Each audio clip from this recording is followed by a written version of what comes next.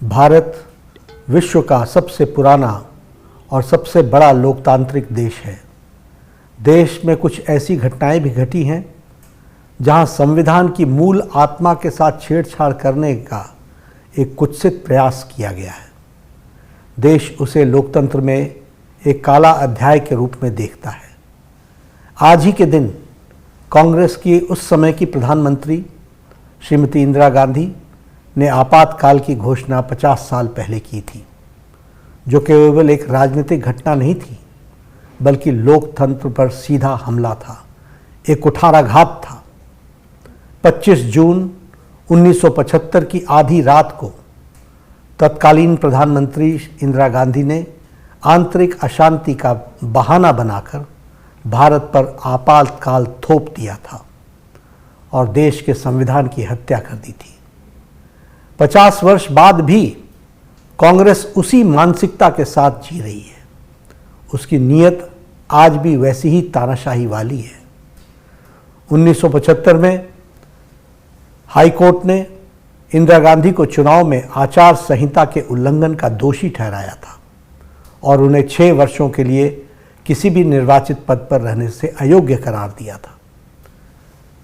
रातों रात प्रेस की बिजली काटी गई, सारे विपक्ष को जेल में डाल दिया गया, झोंक दिया गया, प्रेस की आज़ादी छीन ली गई। अनुच्छेद 352 आर्टिकल 352 का दुरुपयोग कर लोकतंत्र को रौंदा गया। संसद और न्यायपालिका को अपंग बना दिया गया और 26 जून की सुबह देश पर कांग्रेस की तानाशाही सरकार ने आपातकाल थोप दिया। कांग्रेस की तानाशाही का विरोध केवल राजनीतिक नहीं था, यह भारत की आत्मा और संविधान की रक्षा का आंदोलन था, जिसमें राष्ट्रवादियों ने अपनी जान की बाजी लगा दी। जयप्रकाश नारायण और चौधरी चरण सिंह जी, साथ ही साथ अटल जी, आडवाणी जी, राजमाता विजयराजे सिंधिया जी, मुरली मनोहर जोशी जी सहित पार्टी के और विचार परिवार के हजारों कार्यकर्ता को इंदिरा गांधी की सरकार ने जबरन जेल में डाल दिया था। हमारे प्रधानमंत्री श्री नरेंद्र मोदी जी ने एक जिम्मेदार कार्यकर्ता के रूप में तानाशाही सरकार की आंखों में धूल झोंकते हुए लाखों समर्पित स्वयंसेवक कार्यकर्ताओं के साथ कांग्रेस की सच्चाई को हर गांव, हर गली और हर घर तक पहुंचाया था। आपाल की इन्हीं कहानियों आदरणीय प्रधानमंत्री श्री नरेंद्र मोदी जी के संघर्ष और अनसुनी घटनाओं को पुस्तक the emergency diaries years that forged a leader में शब्दों में पिरोया है। देश में संविधान की हत्या के 50 वर्ष में आपातकाल का दंश याद रखना और याद दिलाना दोनों जरूरी है, क्योंकि कांग्रेस आज भी उसी तानाशाही मानसिकता के साथ जी रही है। हम सबको यह पुस्तक अवश्य पढ़नी चाहिए कि किस तरह से कांग्रेस ने देश के लोकतंत्र को कुचलने की साजिश रची थी। लोकतंत्र के उपासकों ने किस तरह से अपने प्राणों की परवाह न करते हुए संघर्ष को प्रकाष्ठा कर कांग्रेस की इस साजिश को विफल किया था। India is Indira and Indira is India जैसे नारे कांग्रेस की उस मानसिकता को दर्शाते थे, जिसके तहत इंदिरा गांधी ने देश को व्यक्तिवाद और परिवारवाद की प्रयोगशाला बना दिया था।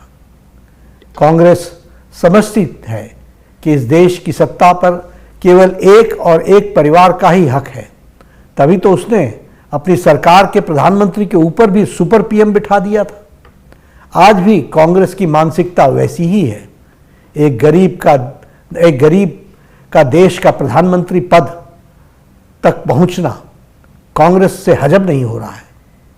कांग्रेस शासित राज्यों में कानून व्यवस्था का हाल आज भी वही है जो आपातकाल में था। विरोध का दमन, धार्मिक तुष्टीकरण और सत्ता का अहंकार खुलेआम दिखता है। इंदिरा गांधी जी ने जस्टिस HR खन्ना जैसे ईमानदार जज को सीनियर होने के बावजूद मुख्य न्यायाधीश नहीं बनाया, क्योंकि उन्होंने सरकार के खिलाफ फैसला सुनाया था।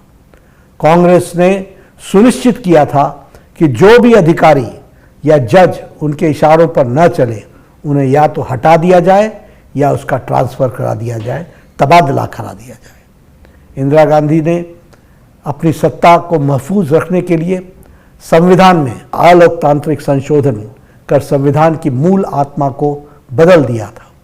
आपातकाल के दौरान यदि किसी नागरिक को गोली मार दी जाए तब भी उसे अदालत में जाने का अधिकार नहीं था। आज भी राहुल और कांग्रेस संविधान की झूठी दिहाई दे रहे हैं। आपातकाल के दौरान जेलों में बंद लोगों को अपने परिजनों के अंतिम क्रिया में शामिल होने तक की अनुमति नहीं दी गई। कांग्रेस ने आपातकाल के लिए आज तक अपने किए के लिए कभी भी माफ़ी नहीं मांगी है। 2024 का लोकसभा चुनाव से पहले कांग्रेस बाकायदा बहिष्कृत पत्रकारों की लिस्ट जारी की थी, जिनकी डिबेट में जाने से कांग्रेस प्रवक्ता को मना किया गया था। जहां एक ओर तो वो अपने शासन में पत्रकारों पर मुकदमा करते हैं, वहीं दूसरी ओर विपक्ष में होने पर उनका बहिष्कार करते हैं। मैं आज इस अवसर पर देश के आपातकाल अभिशाप से मुक्ति के यज्ञ में अपनी जान की बाजी लगाने वाले लोकतंत्र के सच्चे सिपाहियों को आज अपनी ओर से और भारतीय जनता पार्टी के करोड़ों करोड़ कार्यकर्ताओं की ओर से श्रद्धांजलि देता हूं और उनको धन्यवाद देता हूं, जिन्होंने संविधान की रक्षा की, देश की रक्षा की।